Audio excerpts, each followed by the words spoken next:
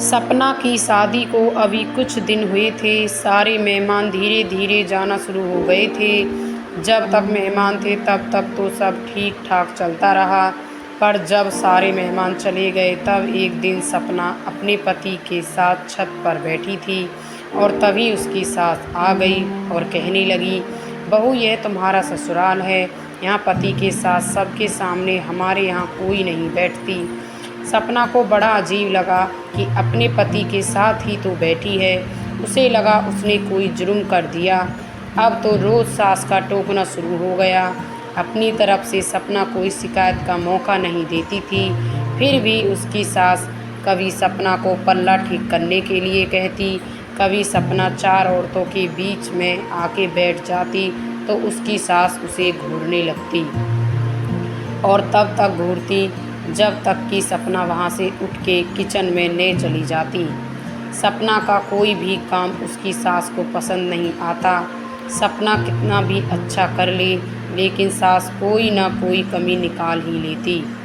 हद तो तब हो गई जब सास सपना के आने जाने पे भी टोकने लगी, इधर मत खड़े हो, उधर मत देखो, कोई देख लेगा तो क्या बोलेगा। सपना के पति राजन के एक दोस्त की शादी थी और राजन को जाना था। सपना ने सोचा शायद उसे भी जाना होगा, तो उसने भी एक साड़ी पसंद कर ली पहन के जाने के लिए। और सास ने कहा, बहू हमारे यहाँ औरतें शादियों में नहीं जाती। सपना बेबस हो गई, क्या कहती जब पति भी सपना का साथ नहीं देता। सपना सोचने लगी, कैसा ससुराल है, यहाँ इतनी पाबंदी क्यों है, सब कुछ अजीब है। यहाँ अपने से बड़ा कोई भी दिख जाए तो सास सर के पल्लों को और आगे मुंह तक सरका देती है। सपना को कहीं जाने नहीं दिया जाता था।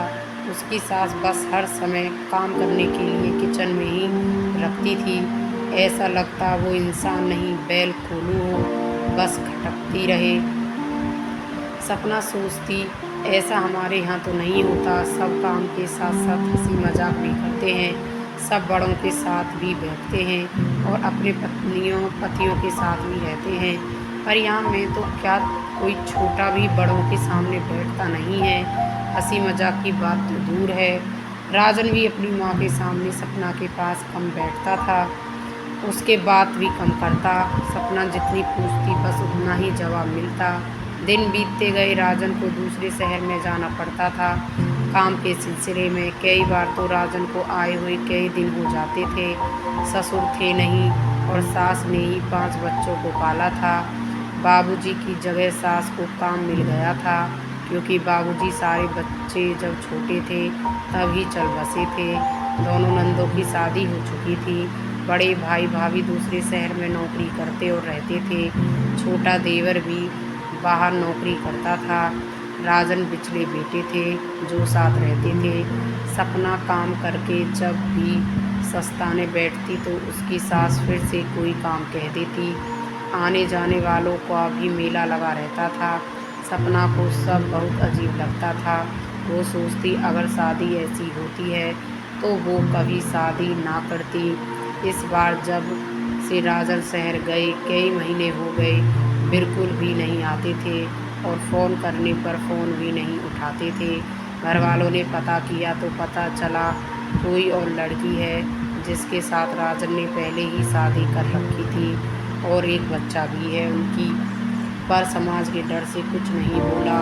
पर सास को जब पता लगा तो सपना को ही दोषी मानने लगी। कहने लगी, क्या करता राजन बेचारा, तूने ज़्यादा कुछ तो लाई नहीं।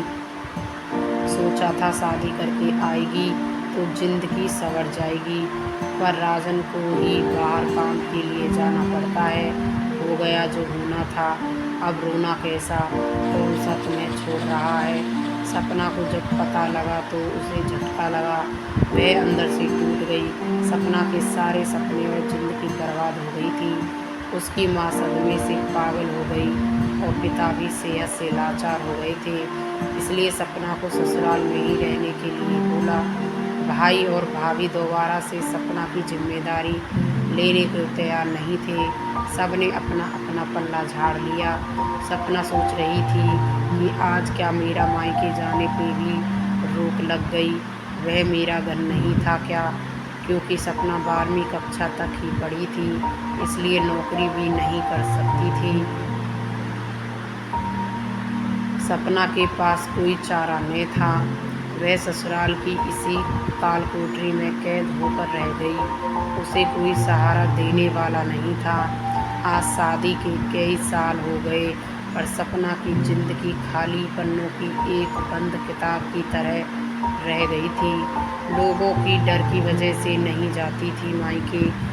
उसे यह भी पता चला, सास ने पहले जेठानी को भी तंग किया था, पर नौकरी लगने की वजह से वह चली गई थी, कभी आई नहीं थी। सपना खुद को बहुत लाचार महसूस करती।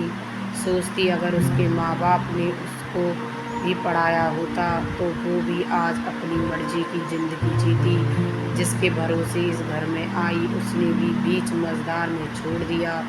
सपना सोचती, चलो सास खरी खोटी सुनाती तो है, लेकिन सर के नीचे छत और 3 समय खाना और ज़रूरत तो पूरा करती है। कभी कभी महीने 4 महीने में राजन भी आ जाते हैं। सपना ने अपनी ज़िंदगी से समझौता कर लिया है कि वही उसकी किस्मत है। अगर आज सपना जैसी लड़कियां पढ़ी लिखी होती और उनके पास कोई नौकरी करने का तजुर्बा होता तो सपना की ज़िंदगी ऐसी नहीं होती। सपना अपने पैरों पे खड़ी होती। सपना जैसी कितनी ही लड़कियां समाज में घिनौनी कुरीतियों का शिकार हो जाती हैं और दहेज में मिलने पर ससुराल और मायका दोनों दुश्मन बन जाते हैं। बाद में कोई मायका अपनी ही बेटी को नहीं रखता जब तक कि बेटी अपने पैरों पर न खड़ी हो, क्योंकि शादी होने के बाद बहुत कम माँ बाप होते हैं जो बेटी की जिम्मेदारी उठाते हैं। हर कोई यही कहता है, बेटा वही किस्मत थी तुम्हारी, समझौता करो, और बेटी मजबूर हो जाती है सब सहने पर किसी तजुर्बे के अभाव में बेटी के लिए मुश्किल हो जाता है। कोई उसे अपनाता नहीं है। इसलिए साक्षरता का भी तभी महत्व है जब बेटियों को पढ़ाई लिखाई के साथ उनके खुद के पैरों पे खड़ा होना भी सिखाएं, और ऐसे वक्त में अपनी बेटी बहन का साथ दें, उनको अकेला ना छोड़ो। आशा करती हूँ आज की कहानी आपको अच्छी लगी होगी। तो दोस्तों, कहानी अच्छी लगी हो तो लाइक और शेयर करें। ऐसी ही कहानी सुनने के लिए हमारे चैनल को सब्सक्राइब भी कर लें, और कहानी आपको कैसी लगी कमेंट में लिखकर ज़रूर बताएं। धन्यवाद दोस्तों, अपना ख्याल रखना।